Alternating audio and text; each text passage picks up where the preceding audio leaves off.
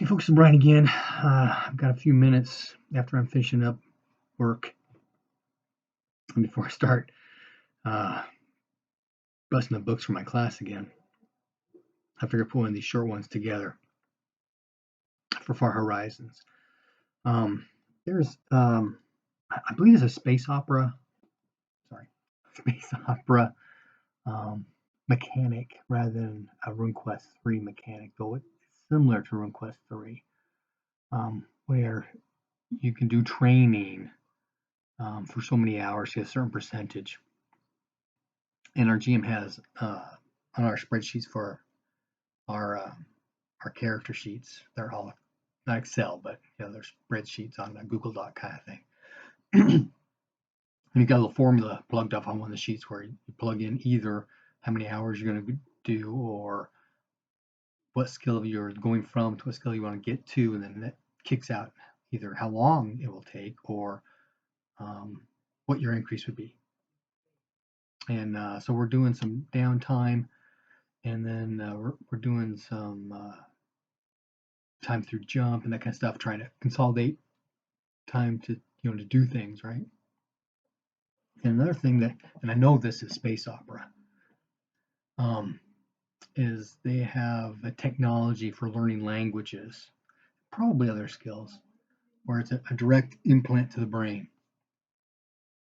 Apparently it's kind of sketchy. That I didn't know at this point, but later on when we try to do this again, it becomes obvious that maybe this isn't always a good thing to try to do, but nonetheless, we set up some of this stuff to learn some languages, and then while we're hanging out on at the Sportsman's Club in Baphomet, that things that we'll be doing, we've got downtime, do some training, that kind of thing. So my guy increased his psychology, his astronomy, and his dagger attack.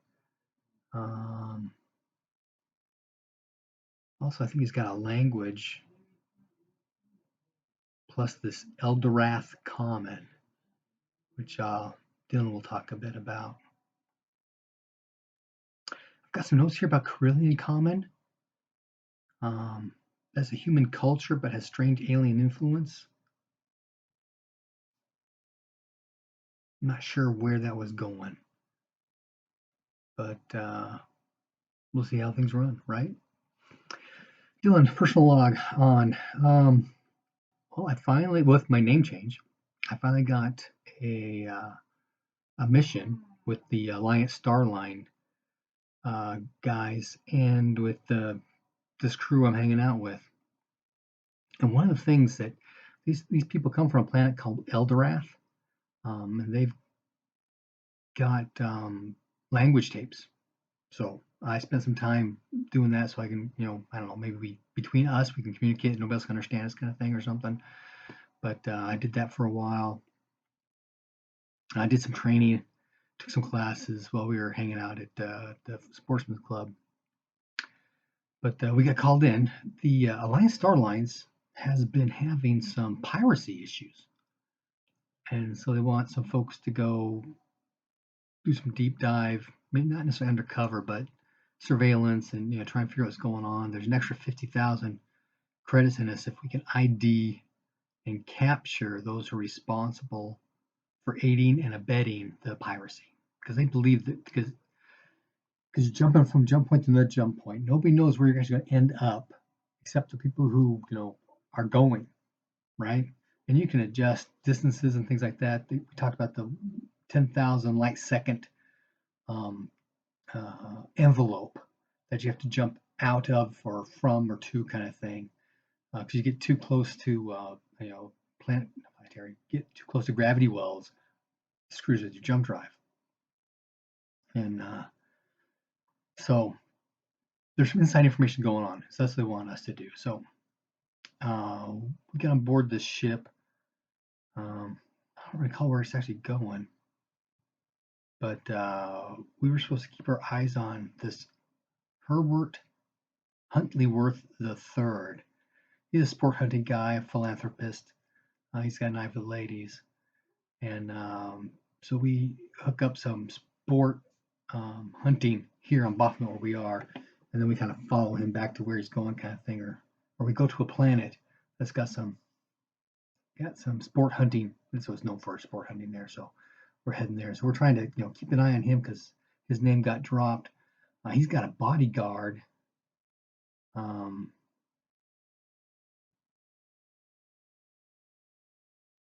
Named Egan Khan. He has piercing blue eyes. But we're trying to keep an eye on them and see what's happening there. But so far, nothing's been going on. We did set up an intercept scanning device on the comm system to see if we can't try and track down how communication may be going before or after the jump. We had to bust in through the wall in one of the rooms to get to the Jeffries tube with the comm lines in it. That was a mess, but we eventually got everything hooked up and ready to go. So that's it for now. Not a lot of notes on that session. Oh, don't log off. And I haven't even looked at the next one yet, and it looks like a mess. Lots of arrows and notes going all kinds of different places. But this is the first time that we actually are doing something that's mission stuff that hasn't been just trying to survive on the planet, figure out what's happening where I was. It's Dylnn's first step in a new life. He's been able to have some assistance in the transition with some of the party members. He was able to to connect with, so we can latch onto that connection as he tries to do this other stuff. As I mentioned before, Bechtel, who he used to work for, and Star Alliance, who he works for now, are corporate enemies. So we'll see how some of that stuff kind of fades out in the future. So anyway, happy gaming.